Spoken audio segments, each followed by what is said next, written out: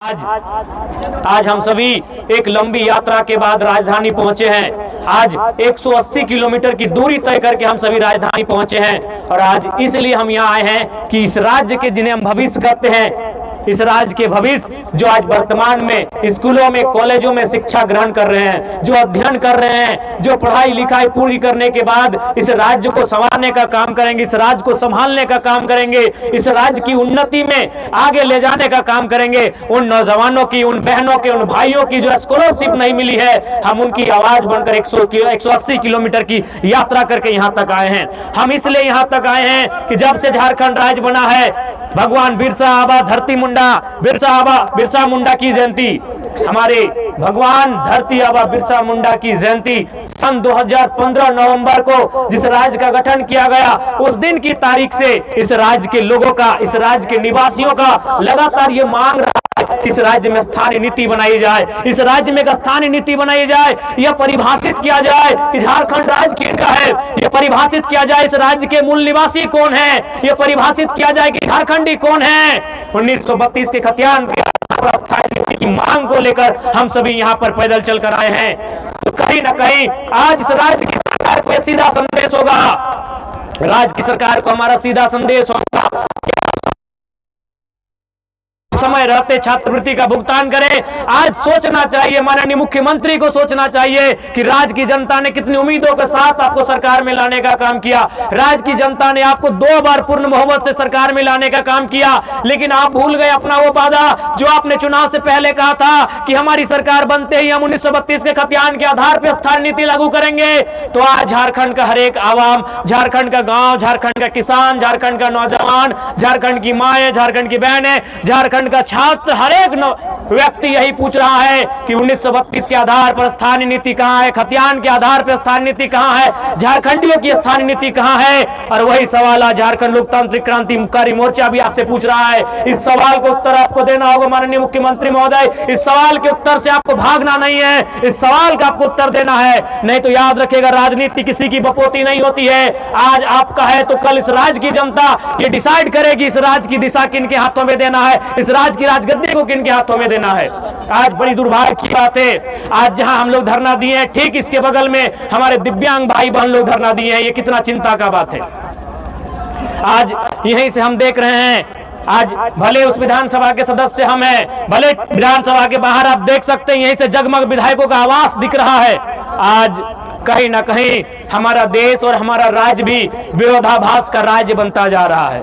आज हमारा झारखंड विरोधाभास का राज्य बनता जा रहा है। एक और जहां हमारे माननीय विधायकों को 4 करोड़ 32 लाख का आवास दिया गया है रहने के लिए, आलीशान महल, आलीशान बंगले दिए गए हैं रहने के लिए, मंत्रियों को 6 करोड़ का आवास, 6 करोड़ का महल दिया गया है रहने के लिए। और उसी राज्य में जो अपंग है, जो अपाहिज है, जिन्हें हम दिव्यांग नाम दिया गया है, जिन्हें दिव्यांग कहा जाता है, जिनका हाथ नहीं है, जिनके पांव नहीं है, जिनकी आंख सलामत नहीं है, जिनके शरीर का कोई ना कोई अंग सलामत नहीं है, आज वे लोग पेंशन पाने के लिए आंदोलन कर रहे हैं। आज कई महीनों से उनका पेंशन बंद पड़ा है। तो सोच सकते हैं आज झारखंड की दिशा को किस ओर अब लेके जा रहे हैं। इसलिए आज इस कार्यक्रम के माध्यम से राज्य की सरकार को सीधा चेतावनी होगा, राज्य की सरकार को सीधा संदेश होगा कि आप अगर हमारी जो मांगे हैं, जिन मांगों को लेकर हमारे संगठन के पूरे टीम के साथ ही डुमरी से रांची चलकर आए, अगर उन मांगों की पूर्ति नहीं की जाती है तो यह पद यात्रा है। पद यात्रा के बाद हम लोग एक नई यात्रा, एक नए कार्यक्रम की रूपरेखा तैयार करेंगे और झारखंड सरकार को ईंट से ईंट बजाने का काम करेंगे। इस बात को भी सरकार याद रख ले, इस बात को भी सरकार को याद रखना होगा कि आज, और यह तो आपको अनुभव करना होगा। आप कहते हैं आप, और जो पूरा राज्य जानता है कि आप आंदोलनकारी के सुपुत्र हैं, लेकिन कैसा आपका परवरिश हुआ है, आप कैसा आंदोलनकारियों का सम्मान करते हैं कि आज आंदोलनकारी के राज्य में आंदोलनकारियों की स्थिति कहां है। आज आपने 10,000 सहायक आचार्य की नियुक्ति दी, मैं पुनः उसके लिए आपको बधाई दूंगा। मैं पुनः आपके साथ साथ उन 10,000 सहायक आचार्य को भी बधाई दूंगा। लेकिन सवाल ये होगा मुख्यमंत्री महोदय, आपने ये तो झारखंड की जनता को बता दिया कि आपने नौकरियां दी, लेकिन क्या आप बताएंगे कि ठेकेदारी किनको दे रहे हैं? जो 50 करोड़ का, 100 करोड़ का, 200 करोड़ का, 500 करोड़ का, 1000 करोड़ का टेंडर जो निकल रहा है, वो टेंडर आप किसको दे रहे हैं? ये भी राज्य की जनता को बताना होगा। आज एक एक उपायुक्त के बगल में, उपायुक्त के पीछे, डीसी के पीछे, डीसी के आगे, डीसी के दाएं, डीसी के बाएं जो व्यक्ति खड़ा होता है, जो काम करता है, वो आउटसोर्सिंग के माध्यम से आता है। ये भी आपको बताना होगा कि झारखंड की कितनी आउटसोर्सिंग एजेंसियां झारखंड की सक्षम है। उन आउटसोर्सिंग एजेंसियों के माध्यम से चयन होने वाले कितने नौजवान, कितनी बहनें, कितने भाई झारखंडी हैं, ये भी आपको बताना होगा। केवल नौकरियों में आप झारखंड को केवल ये मत दिखाइए कि नौकरियों में, नौकरी के अलावे भी जो आउटसोर्सिंग एजेंसियां हैं, जो ठेकेदारी प्रथा है, वहां झारखंड के लोग कितने हैं, यह भी आपको बताना होगा। इस बात को आप नहीं भूल सकते हैं। और आज बिल्कुल ये दुर्भाग्य की बात है, 25 सालों के झारखंड में अगर कुछ बदला है, इन 25 सालों के झारखंड में अगर कुछ बदला है तो केवल नेताओं का जीवन बदला है। इन 25 सालों के झारखंड में कुछ बदला है तो विधायकों का जीवन बदला है, सांसदों का जीवन बदला है। वो चुनाव जीतने के बाद हार भी जाते हैं तो उनको आजीवन लाखों रुपए सैलरी दिया जाता है, उनको आजीवन लाखों रुपए की सैलरी का भुगतान किया जाता है। लेकिन आम जनता का जीवन कितना बदला है? आज आम जनता केवल छात्रवृत्ति के लिए नहीं, बल्कि हमारी माएं, हमारी बहनें जो सेविका का काम करती है, जो सहायिका का काम कर रही है, जो पोषण सखी, बैंक सखी का काम कर रही है, वो भी आज धरने पर बैठी हैं।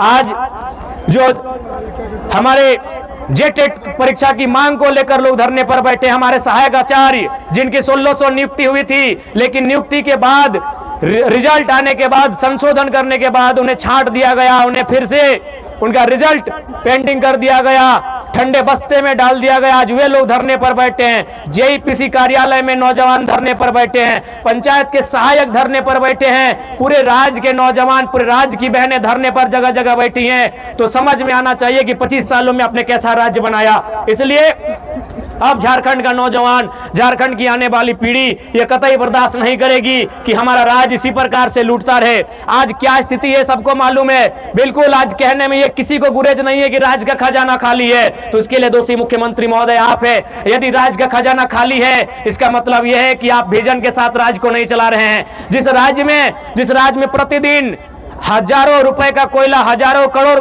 का बालू अवैध रूप से निकासी किया जाता है, उस राज्य में अगर राज्य का खजाना खाली है तो उस राज्य के मुखिया की कार्यशैली पे सवाल खड़ा होता है। आज आपने लूट की इतनी छूट दे दी है कि एक साधारण सा पदाधिकारी, एक प्रखंड, एक थाना स्तर का पदाधिकारी महीने में अवैध रुपए से लाखों रुपए कमाता है। वो किसका पैसा है? राज्य का पैसा है, वो राज्य का खजाना है। लेकिन आपकी विजन आपको स्पष्ट बता रही है कि लूट की छूट है, भले खजाना भरे या ना भरे।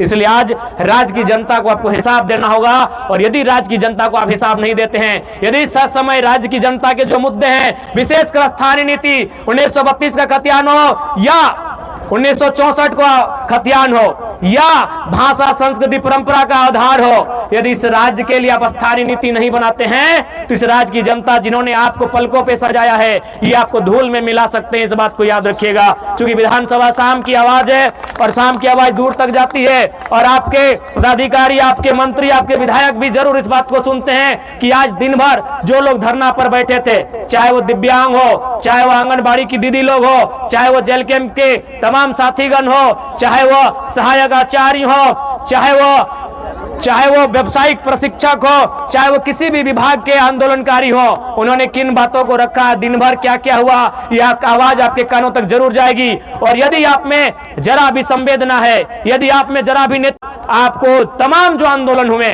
कम से कम राजधानी में विधानसभा के दरमियान जितने भी आंदोलन होते हैं, उन आंदोलनों की आपकी समीक्षा करनी चाहिए। यदि आप सही में दूरदर्शी सोच के लीडर हैं, यदि आप सही में दूरगामी सोच के लीडर हैं, आपकी सोच अगर दूर तक आपको लेकर जाती है, यदि आप दूर का सोचते हैं, आप एक विजनरी लीडर हैं, तो आज दिन भर में जब से विधानसभा का सत्र चल रहा है तब तक राजधानी में जितना आंदोलन हुआ, चाहे आंदोलन करने वाले किसी भी राजनीतिक दल के हैं, उनके मुद्दे क्या थे और उन मुद्दों, उन मांगों की अगर आप समीक्षा करते हैं तभी आप अपने आप को एक बेहतर लीडर कहिए। और यदि आप उन मुद्दों को, उन मांगों को यह कहकर अनसुना कर देते हैं कि आपके पास 56 सीटों की सरकार है, तो आप विजनरी लीडर नहीं हैं, आप अहंकारी लीडर हैं। आपको अभिमान है, आपको दर्प है, आपको घुमान है कि आप 56 सीटों के साथ सरकार में हैं। ऐसे में आप अपने आप को अभिमानी लीडर कह सकते हैं, विजनरी लीडर नहीं कह सकते हैं। तो यदि आप विजनरी लीडर हैं तो आज जितने भी आंदोलन, जितने भी धरने हुए यहाँ पर, उन आंदोलनों की समीक्षा करें, उन आंदोलनों का रिपोर्ट मांगे और उसको बैठक करें और इन समस्याओं का, इन मुद्दों का निराकरण करने का प्रयास करें। ये मैं माननीय मुख्यमंत्री महोदय से कहना चाहूंगा। और मैं आंदोलनकारी साथियों से कहना चाहूंगा, क्योंकि आज जब तक मैं सदन में था माननीय मुख्यमंत्री नहीं आए थे, उनके दल के विधायकों से बात हुई है। हमारे महामहिम के जो राजभवन, अभी उन्हें लोक भवन का नाम दे दिया गया है, राजभवन अब लोक भवन बन गया है, तो वहां भी बात हुई है। वो आंदोलनकारियों की प्रतिनिधि मंडल टीम से मिलेंगे, उनमें 5-7 सदस्य टीम जो भी है, आप लोग पदयात्रा करके, विशेषकर जो डुमरी से रांची तक आए हैं, आप लोग चयन कर लेंगे। वह आपकी मांगों को लेकर आप क्यों पदयात्रा किए हैं, उस पदयात्रा को उन्होंने भी वॉच किया है, राजभवन ने भी, और वो आपसे मिलेंगे। हमारी उनसे बातचीत हो गई है, लेकिन आज मुख्यमंत्री समय पर नहीं आए थे, नहीं तो आज ही उनसे मैंने बात किया था, संदेश दिया था उनके अधिकारियों के माध्यम से कि अमुक तिथि पर एक कार्यक्रम है, जो पदयात्रा करते हुए यहाँ तक आ रहे हैं, वो आपसे मिलने की अपेक्षा रखते हैं। तो शायद जब तक हम थे वो नहीं आए थे। हम उम्मीद करते कल या परसों 2 दिन सत्र चलेगा, जो भी पदयात्रा करके, विशेषकर जो 180 किलोमीटर चले हैं, उन्हीं में से 5 या 7 प्रतिनिधि मंडल का चयन किया जाए और वह मुख्यमंत्री से भी मिलेंगे और महामहिम राज्यपाल से भी मिलेंगे और मिलकर हमारी जो समस्याएं हैं, उन समस्याओं से उनको अवगत कराएंगे और निराकरण करने की दिशा में वो कार्य करेंगे। ये उनसे हम अपील करेंगे। चूंकि रात्रि का समय है, हमारी माताएं बहनें भी काफी दूर दराज से आई हैं। सबसे पहले मैं पुनः आपके इस हौसले को, कड़कड़ाती ठंड है, बिल्कुल रांची की ठंड बाकी जिलों की ठंड की तुलना में ज्यादा है, उसके बाद भी आपने इस ठंड की परवाह ना करते हुए इस राज्य के भविष्य के लिए, इस राज्य की स्थानीय नीति के लिए, इस राज्य के पढ़ने वाले स्टूडेंट की स्कॉलरशिप के लिए, इस राज्य के तमाम ऐसे लोग जो आज सिस्टम से प्रताड़ित है, सिस्टम से हतोत्साहित है, सिस्टम से परेशान है, उनकी आवाज बनने के लिए आपने 180 किलोमीटर की जो यात्रा की, यह यात्रा झारखंड के इतिहास में, झारखंड के आंदोलनों के इतिहास में स्वर्णिम अक्षरों में लिखा जाएगा। इस यात्रा में सम्मिलित होने वाले तमाम बहादुर सिपाहियों का, झारखंड लोकतांत्रिक क्रांतिकारी मोर्चा के तमाम बहादुर सिपाहियों का, तमाम बहादुर बहनों का मैं तहे दिल से इस्तकबाल करता हूं, अभिनंदन करता हूं, आभार करता हूं। और मैं पूर्ण आशा करता हूं कि आज जेल कैंप एक ऐसा दल है जो दल नहीं, एक परिवार है। और यह परिवार, हम मानते हैं कि किसी परिवार में जिस प्रकार परिवार का हिस्सा होता है, अगर 2-4 बर्तन होते हैं तो आपस में टकराते हैं। चूंकि इतनी बड़ी यात्रा करके आप आए, तो जाहिर सी बात है थोड़ी सी परेशानी, थोड़ी सी आपके अंदर मनोभाव में परिवर्तन हुआ होगा, लेकिन मुझे पूर्ण आशा है उन बातों को, उन विषयों को भुलाकर हम लोग नए सिरे से इसी प्रकार से आंदोलन की धार को, झारखंड राज्य की स्थानीय नीति की मांग को, नियोजन नीति की मांग को, स्टूडेंट की स्कॉलरशिप की मांग को, तमाम जो प्रतियोगिता की परीक्षाएं हैं उसमें कैलेंडर जारी करने की मांग को, और तमाम चाहे वो दिव्यांग हो, वृद्धा हो, विधवा हो, उनके पेंशन की मांग हो, चाहे सेविका हो, सहायिका हो, चाहे सखी हो, उनके मानदेय की वृद्धि की मांग हो, चाहे कोई भी विभागीय कर्मचारी हो, उनके वेतन की मांग हो, उनकी मांग को लेकर हम लोग आगे भी चरणबद्ध तरीके से आंदोलन करेंगे। यही प्रण के साथ हम लोग यहां से जाएंगे। हम आपसे यही अपेक्षा करेंगे, चूंकि लड़ाई लंबी है, आप इस बात को भी याद रखिएगा। मानते हैं आपने एक लंबी यात्रा तय की, 180 किलोमीटर की, आपने 6 दिनों का समय तय किया है, आपने मानसिक रूप से, शारीरिक रूप से अपने आप को बहुत ही कष्ट दिया है, लेकिन इस कष्ट का परिणाम जरूर आएगा। चूंकि झारखंड राज्य हमें एक दिन में नहीं मिला है, हमें अपने इस कष्ट को अनुभव करते हुए उस कष्ट का भी अनुभव करना होगा। किसी राज्य से बिरसा मुंडा, भगवान बिरसा मुंडा को जेल में किस प्रकार की यातनाएं मिली थी, आपको उस कष्ट का भी अनुभव करना होगा कि किस प्रकार निर्मल महतो के सीने में गोलियां दाग दी गई।